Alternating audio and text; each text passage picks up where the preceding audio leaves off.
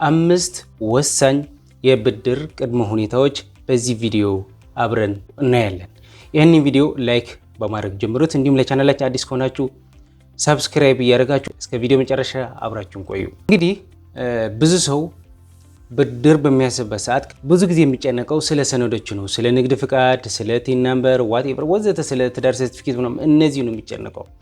ነገር ግን ማወቅ ያለባችሁ 5 ወሳኝ የብድር ቅድመ ሁኔታዎች ወይም ደግሞ በክሬዲት ቋንቋ 5C ተብሎ የሚጠሩ ልንገራችሁ። አንደኛ ምንድን ነው? የእናንተ አቅም ሪቫይዝ ማድረግ አለባችሁ። በደንብ አቅማችሁ ማወቅ አለባችሁ።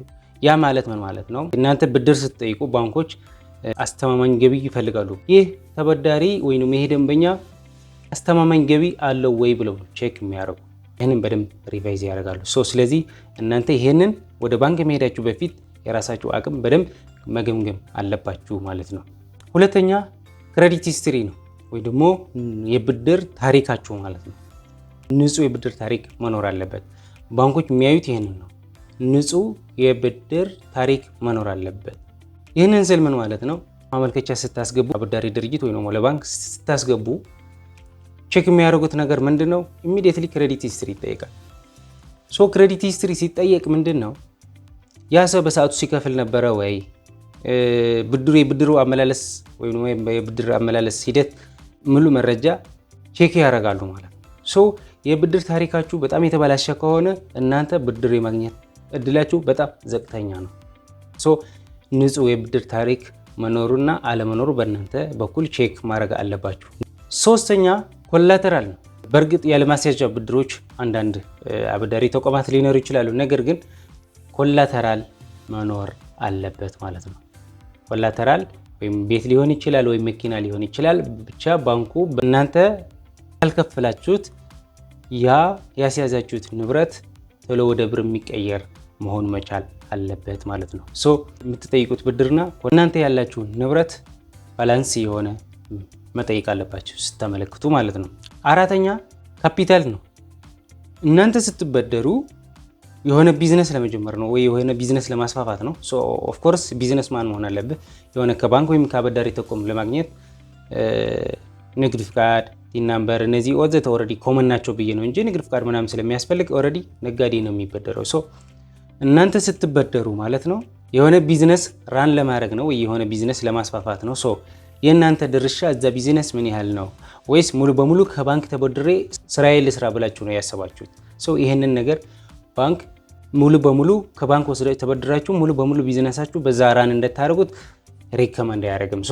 ምን ያስፈልጋችኋል ማለት ነው? የተወሰነ ፐርሰንቴጅ የእናንተ አቅም የባንኩ ተጨማሪ ነው እንጂ መሆን ያለበት ሙሉ በሙሉ የባንክ ተጠቅማችሁ ቢዝነሳችሁ ራን ለማድረግ ማቀድ የለባችሁ።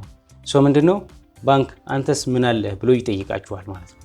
እናንተስ ምን አላችሁ? ለምሳሌ አንተ ተበዳሪ አንተ ምን አለ ብሎ ሊጠይቅ ይችላል። አንተ ምን አለ? እሺ እኔ ይሄንን ልስጥ፣ አንተስ ምን አለ ብሎ ይጠይቅ ይችላል። ይሄንን ለምንድነው የሚጠቅመው? የራሳችሁ ካፒታል መኖሩ አንዳንዴ ሪስኮች ሊያጋጥሙ ይችላሉ። ቢዝነስ ነው። ሪስክ ማኔጅ ለማድረግ ቶሎ አገግመ ወደ ቢዝነስ ለመግባት ሙሉ በሙሉ በባንክ ከገባ ኦልሬዲ አንዴ ፌል ካረግ ፌል ልታረግ ስለምትችል የራስህ ካፒታል የተወሰነ ካፒታል መያዝ አትሊስት ቢዝነሱ ላይ ለመቆየት ትልቅ ሚና ስለሚጫወት እሱን ነገር በደንብ ማስተዋል አለባችሁ ማለት ነው። ይህንን አቅም የሚመዝነው ምናልባት አካውንት ስቴትመንት የሚያስፈልገውም ለዛ ነው። የባንክ አካውንት ስቴትመንት ቼክ የሚያደርገው ባንክ ለምንድን ነው? ይህንን አቅም ለመመዘን ነው። የእናንተ አቅም ትንሽ ይመዝነዋል። ኦልሬዲ ግን በፕሮፖዛላችሁ ላይ ስታስገቡ የእናንተ ብሩም እንዳለ አድርጋችሁ ማስገባት አለባችሁ። አምስተኛ ኮንዲሽን ነው። ኮንዲሽን ስንል የብድሩ ዓላማ ለምንድን ነው?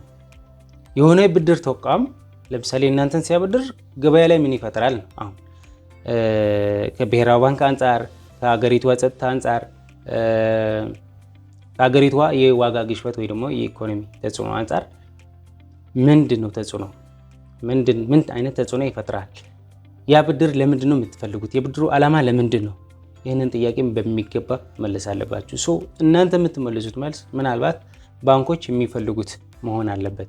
አንድ የሲጋራ አምራች ካምፓኒና አንድ የዳቦ አምራች ካምፓኒ በዚህ ሰዓት ብድር ቢጠይቁ የትኛው ነው ሞቲቬት የሚደረገው? የዳቦ አምራች ካምፓኒ ነው ማለት ነው። ለምን? ምክንያቱ የምግብ ፍጆታ ያረጋጋል፣ ገበያ ያረጋጋል። እነዚህ ቤዚክ ነገሮች ስለሆኑ ብሔራዊ ባንክም እዚህ ላይ ተጽዕኖ ሊፈጠር ይችላል።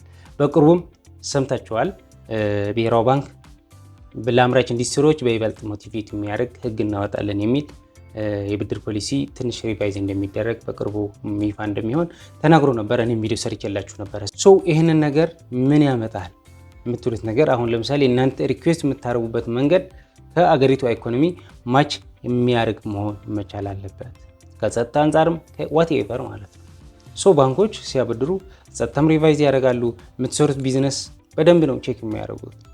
እሱን ነገር በደንብ ካሟላችሁ በኋላ አሉ ደግሞ እነዚህ ኮመን የምንላቸው በጣም ማንም ሰው የሚያውቃቸው ሰነዶች ደግሞ የታደሰ ንግድ ፍቃድ፣ ቲን ናምበር፣ የትዳር ሰርቲፊኬት፣ አካውንት ስቴትመንት፣ ቢዝነስ ፕላን፣ የቤታችሁ የምታስይዙት ቤት የመሬት ግብር የተከፈለ መሆን አለበት። ታክስ ክሊራንስ ያስፈልጋችኋል። የጥሮታ አሁን ደግሞ በቅርቡ የመጣ ምናልባት ሰራተኛ ካላችሁ ያልተከፈለ ጥሮታ በሰራተኛው ስም ያልተከፈለ የጥሮታ መዋጮ ካላችሁ እሱም ቼክ ይደረጋል ማለት ነው። እነዚህን አሟልታችሁ ነው ብድር የምታገኙ።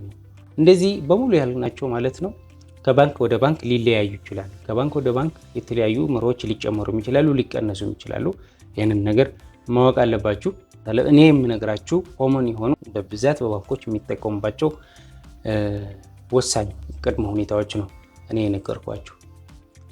ቀጣይ እንደዚህ የብድር የባንክ እንዲሁም የተለያዩ ቢዝነስ ወይም ፋይናንስ መረጃዎች ቶሎ እንዲደርሳችሁ ቻናላችን ሰብስክራይብ አድርጉት። እንዲሁም ይህንን ቪዲዮ ላይክ፣ ሼር ማድረግ እንዳትረሱት። አብራችሁን ስለቆያችሁ ከልብ አመሰግናለሁ። ቴንክ ዩ